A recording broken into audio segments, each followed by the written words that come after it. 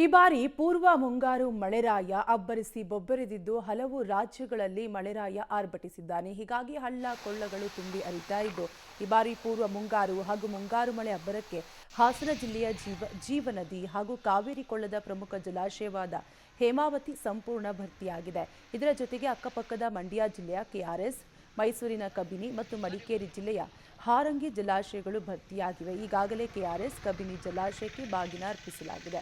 ಆದರೆ ಹೇಮಾವತಿ ನದಿ ತುಂಬಿ ತಿಂಗಳೇ ಕಳೆದರೂ ಬಾಗಿನ ಅರ್ಪಿಸದಿರುವುದು ಜಿಲ್ಲೆಯ ಜನರ ಆಕ್ರೋಶಕ್ಕೆ ಕಾರಣವಾಗಿದೆ.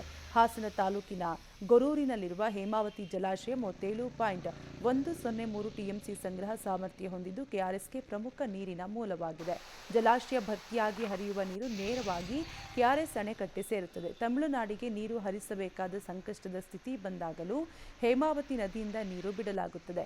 ಕಳೆದ ಬಾರಿ ತೀವ್ರ ಬರಗಾಲದಿಂದ ಹೇಮಾವತಿ ಜಲಾಶಯ ಸಂಪೂರ್ಣ ಬರಿದಾಗಿತ್ತು. ಆದರೆ ಈ ವರ್ಷ ಜುಲೈ ತಿಂಗಳಿನಲ್ಲಿ ಸುರಿದ ವರ್ಷಾಧಾರೆಗೆ ಹೇಮಾವತಿ ಡ್ಯಾಂ ಸಂಪೂರ್ಣವಾಗಿ ಭರ್ತಿಯಾಗಿದ್ದು 6 ಕ್ರಸ್ಟ್ ಗೇಟ್ಗಳ ಮೂಲಕ ನದಿ ಹಾಗೂ ನಾಲೆಗಳಿಗೆ ನೀರನ್ನು ಹರಿಸಲಾಗುತ್ತಿದೆ.